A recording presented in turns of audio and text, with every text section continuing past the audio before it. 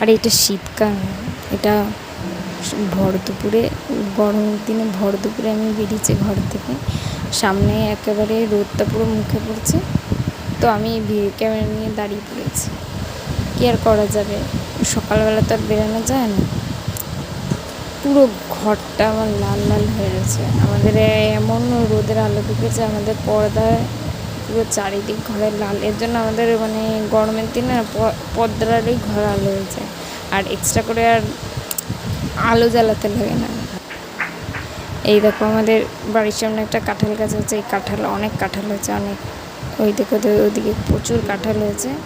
এবার খুব সামনে কাঁঠালগুলোকে মানে নিচের দিকেও ওই যে কাঁঠাল হয়েছে, প্রচুর কাঁঠাল হয়েছে, কবে যে পারবে কাঁঠালের অপেক্ষায় রয়েছে। মানে এত এই কাঁঠালগুলো নাকি খুব ভালো খেতে। আমাদের বাড়ির এই ভদ্রলোকটাই না একমাত্র ভালো থাকে গরমের দিনে, আর কেউ মানে আমাদের অবস্থা খুব খারাপ। টাটা, আজকের ভিডিও এই অবধি।